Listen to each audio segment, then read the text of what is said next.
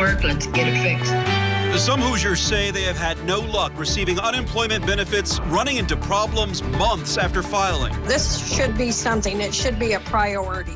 It's people's livelihoods.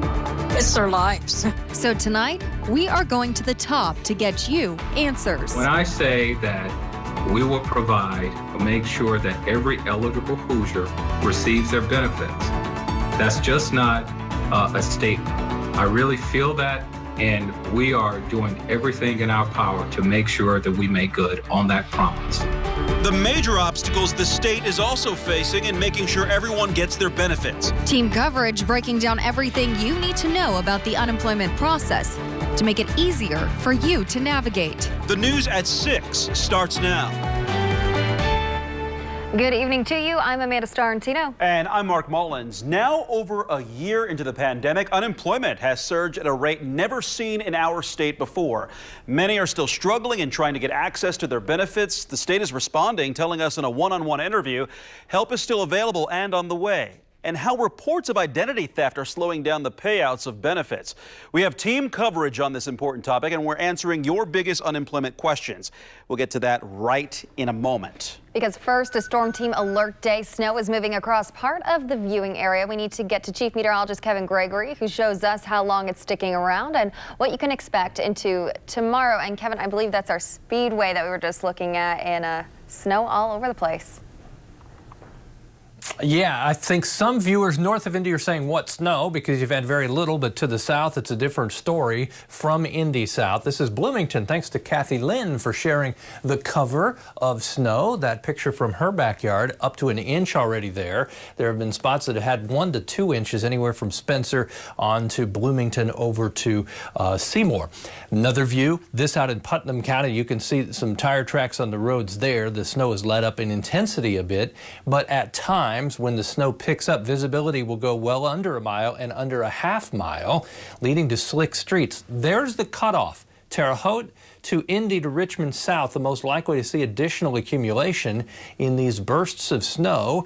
You may have your visibility drop under a half mile, and it's still breezy out of the north, anywhere from 15 to 20 miles per hour. These are what we expect for the remainder of the night through 10 and 11. 1 inch just south of Indy to possibly 2 or a little more as you head down I-65 and I-74 to the southeast of Indianapolis.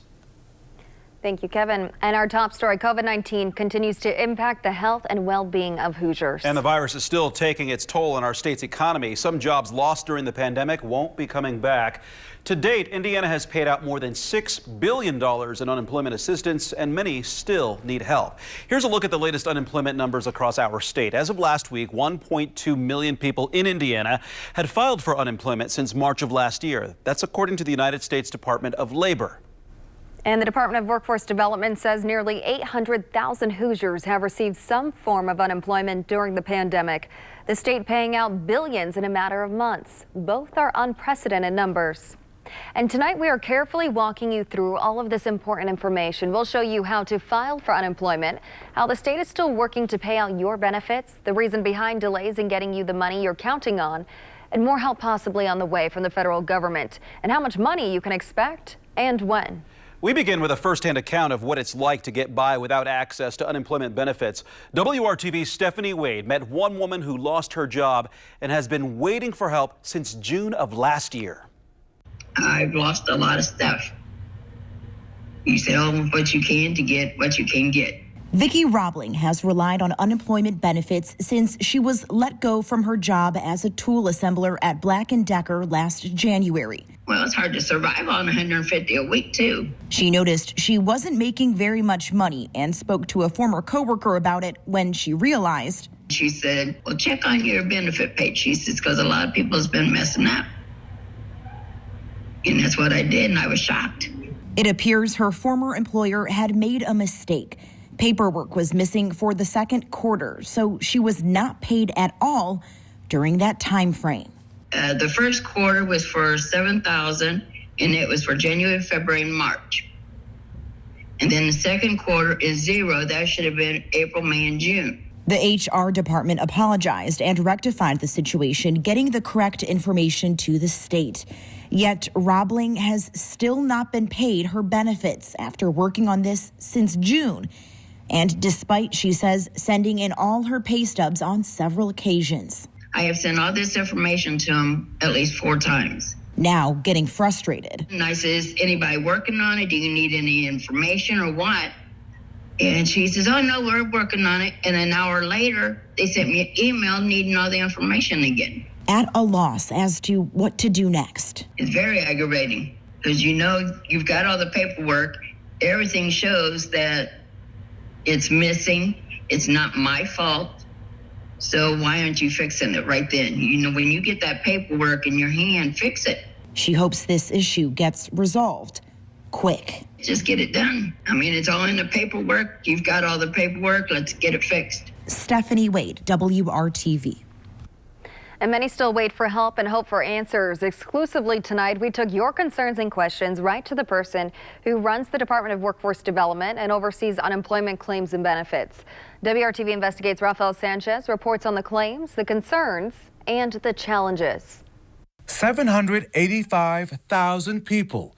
That's about the combined populations of the cities of Bloomington, Carmel, Evansville, Fishers, Fort Wayne, and South Bend. Since March, 785,000 people have received more than $6.5 billion in unemployment benefits. When you say the word unprecedented, I'm just to put sort of an exclamation point on unprecedented. The unemployment payment process has not been problem-free. There have been delays and technical glitches. The Department of Workforce Development has added staff to handle extra calls and is now hiring more administrative law judges. The judges will focus on appeals cases in which some people are challenging a denial of benefits. By hiring more of those judges, what does that mean for the customer, for that person who's saying, hey, help me out, I'm still waiting for this to be resolved? By adding to our capacity to handle and to schedule appeals and to address appeals, that will allow us to handle more claims. Fred Payne is the commissioner of the Department of Workforce Development. He points out that the multiple new federal assistance programs required time to create new ways to track the money and ensure that the right person was getting paid. Anytime you have large volumes of dollars and individuals, there has to be a sophisticated system underneath that to make sure that individuals are getting the right payment at the right time. Commissioner, let's talk about fraud then, because you want to make sure, my understanding, your goal is to make sure that the payments that go to Avon or Muncie or Anderson, Mooresville, Franklin, Columbus, or Greencastle go to the right person. Once a potential fraud case is detected, a review can cause a payment slowdown. Fraud can range from someone lying about being eligible for benefits to someone using stolen personal information to fleece the system. DWD says they're seeing more ID theft situations. While the department has yet to release the number of cases being reviewed, it is concerned that, like other states, it will be ripped off by scam artists. So that's one thing that helps to slow down the process. The more fraud you have, so we're chasing sometimes payment of claims to individuals that don't really exist. It's fraudulent. So we have to divert resources to that. We want to make sure that we're paying every eligible Hoosier. And new details tonight, the state will be hiring 30 new administrative judges to handle more appeals. We will be posting our complete one-on-one interview with the Commissioner Payne on our website, WRTV.com. And if your claim is stolen because of ID theft, the department will ask that you file a report with state police, the Federal Trade Commission, and the state's Attorney General office. Some people are still waiting on another form of unemployment money called Pandemic Unemployment Assistance, or PUA. PUA is available to individuals who are self-employed, seeking part-time employment, and who don't qualify for traditional unemployment benefits. WRTV's Nikki Dementri has been following this issue for weeks. She joins us now in studio with what she is finding out. Nikki.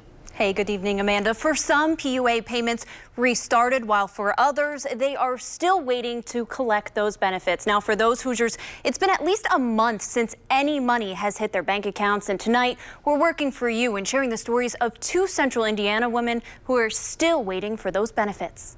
We aren't alone, although I wish everyone wasn't in this situation. Shania Coder is thankful to collect Social Security. Right now, she says it's the only thing helping her get by as she continues to wait for benefits under pandemic unemployment assistance. It really hurts not having. Although retired, the Wanamaker grandmother drove for Uber to help pay for expenses like her husband's medications.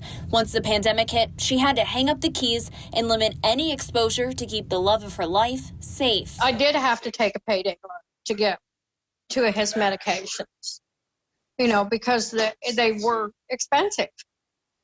And I'm like, he's got to have them to breathe. Coder says for months she's had issues with the DWD withholding pay, then releasing it. She hasn't seen a dime of PUA since early December. That money is pretty important, and getting it as quickly as possible. WRTV spoke with Victoria Stackhouse earlier this month as she navigated through pandemic unemployment assistance issues after the program lapsed in late December. I am very scared that it's not going to work out, and that I should probably not even count on that money and just try to plan till tax time when I know that there's a more guaranteed amount coming. Stackhouse says she's refinanced her house once and will have to do it again if her benefits don't arrive soon. She's experienced homelessness before and says what got her through that time was praying. If I made it through that, I'll definitely make it through this. Are you praying a lot now? Yes. Very much. Earlier this month, WRTV was told by the state those under pandemic unemployment assistance would start receiving benefits by the end of this month. Both women expected vouchers to come on the 22nd of this month after they said that's what the State Department of Workforce Development advised. Since the release of the modified PUA and PEUC programs on January 22nd, we've paid 77,000 individual claimants on those programs. Now, while some have seen PUA benefits, others like Coder and Stackhouse are still waiting. The DWD says vouchers were made available January 22nd, but several under PUA won't actually see them until the 29th. Concerning fraud, the DWD says 3 out of 4 PUA claims require additional processing because of it. Moving forward, these two women agree what they would like to see is communication and transparency from the state. This should be something. It should be a priority. It's people's livelihoods. It's their lives. Now, thousands of Hoosiers remain unemployed this evening, and a local economist is saying some of those jobs lost won't be coming back. Now, Ball State economist Michael Hicks likens this recession during the pandemic to Great Depression levels. He says the lower third of the income category is seeing the worst impact. The director of Center for Business and Economic Research says automation of labor markets is far more likely in the coming months. I would be unsurprised if as many as 20% of displaced workers, so that's 100,000 workers here in Indiana, probably half of those in central Indiana, are at risk of not having those jobs return after COVID. Short term, Hicks thinks labor markets will improve, but slowly. Events like March Madness tournament will spark a demand in some of the hardest hit industries, and Hicks expects this year to see more than a 2% growth. And under the Biden administration, the president proposed in his $1.9 trillion stimulus plan to extend those PUA benefits. The plan also sees a bump in the extra weekly federal benefit to $400. Now, Hicks says the 33% increase in these payments will not, payments will not only help families, but also the local economy. Now, a third round of those stimulus payments are also included under this proposal. Now, for those who believe they are eligible for the first 2 stimulus checks and haven't yet received them, we have a detailed look at how you can make sure you can get them on this year's tax return. That's on our website, WRTV.com. For now, live in studio, Nikki Dementry, WRTV. Thank you, Nikki. I appreciate putting that in perspective. Data from the Indiana Department of Workforce Development breaks down around sectors where Hoosiers were hit the hardest by unemployment. Some of the most impacted industries include the government. This includes public schools and hospitals. The manufacturing industry lost a lot of jobs, so has private educational and health services, as well as the leisure and hospitality industry. All of those job losses were felt between February and December of last year. Right now, the unemployment rate is 4.3%. There is hope on the horizon. The state says some jobs have started to come back across the state. If you or someone you know is out of work, here's how you file for unemployment. First, you have to apply for unemployment insurance. Second, you must file a voucher weekly through the online filing system called Uplink. Submit your weekly voucher the week following your initial application and each week after. And third, you need to know that eligibility for unemployment benefits will be determined within 21 business days after filing if there are no issues with your claim. Here's a reminder of that important website that we told you about moments ago. You can file for unemployment on the state's website. That's in.gov/DWD. You'll also find all of this information you need about unemployment assistance. We've talked a lot about unemployment, but through our Hiring Hoosiers initiative, we find available jobs every day that you can apply for. To see the entire list and to find an opportunity that works for you, go to our website, hiringhoosiers.com, and you can use the Hiring Hoosiers Facebook page as well. Kevin? Well, we're not done with the snow tonight yet, but we still need to keep an eye to the weekend. I'll explain coming up. Best in the Big Ten, the IU women's basketball team can make that claim, but do the Hoosiers have the formula to finish at the top? Coming up in sports, Brad Brown has a closer look at their success so far. Floors to your home, that too. It didn't take long to start tracking your family pet, leaving paw prints in the snow. This down in Morgan County. Lisa Clark sharing that picture. Paragon, southwest of Martinsville, has already had 1 inch and a little more, and another ½ inch probably on the way. Let's show you what it looks like out in Putnam County. That again, the campus at DePaul. I think the snow will pick up there one more time from the northwest. You'll see the snow move back in and provide another cover. This activity continues through 10 p.m., mainly in the southern half of the state. Latest reports, multiple slide-offs along I-74 in Decatur County, south and east of Indianapolis.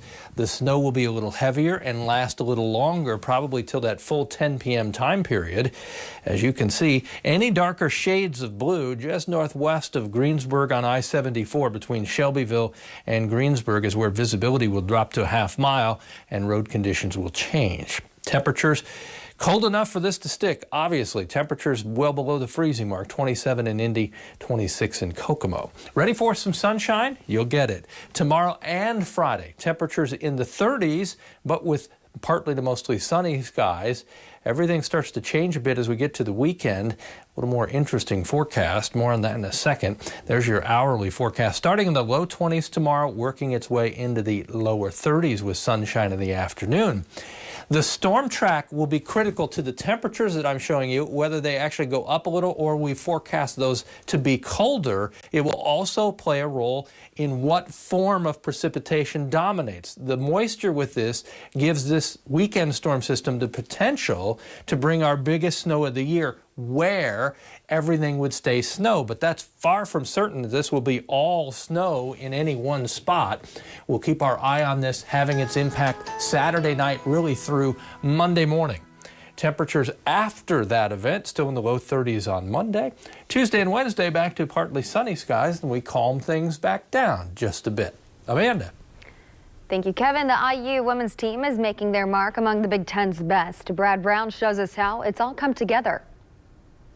One great quarter may have taken the IU women's basketball season to another level.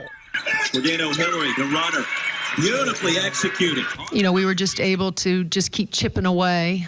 Started with us defensively, and then execute down the stretch. A 26-7 fourth quarter on Sunday at Northwestern propelled the Hoosiers to their latest win. It was another strong comeback in what's already been a strong run in the Big Ten. You know, I think was a great shot in the arm for us, especially because of the way we started. And then that third quarter where it looked like things were unraveling and sort of getting away from us, we didn't hit the panic button. But again, I go back to our leadership. The IU women have spent most of this season ranked in the top 20. They were picked to win the Big Ten this season. Lofty expectations in what's become an increasingly talented conference. They wind down January tied for the Big Ten lead. You know, anytime that you're by your peers, you know, with the voting and the expectation that has been on this group, you know, you always have to manage that. But, you know, we decided from the beginning that we were going to be a team that was just going to focus day to day and on each moment. The front court combo of Grace Berger and Mackenzie Holmes has been tough to handle. Combined, they're averaging 33 points per game. Holmes had 22 in that last win. And IU can go even deeper up front as well. Honestly, this year we've matured a lot in the sense that we are really able to deal with adversity, and we know that this year is different than any other year. So we have to, as Coach Marnoy says, stay light on our feet and that anything can happen. So we know that anytime we get to step on the court is a blessing. Allie Patberg is one of just 3 seniors on the IU roster. The former Indiana Miss Basketball has brought a wealth of experience to what is by and large a young IU team. She's like having another coach out on the floor. She has a great pulse, you know, for each individual, and you know, how she can motivate them and coach them up, you know, whether they're out there with her or on the bench or in practice. And I think that's the specialness of Allie. As the final month of the season approaches, the Hoosiers have had 0 positive COVID tests. While so many schools have struggled with stops and starts, IU's focus on the big picture has kept them on the right track. I do think that our kids have handled themselves in the right way, and they've continued to come in here with the right mindset, with the right attitude, of realizing that every day is an opportunity for us to get a little bit better, just a little bit better. Brad Brown, WRTV Sports. Rivers.com.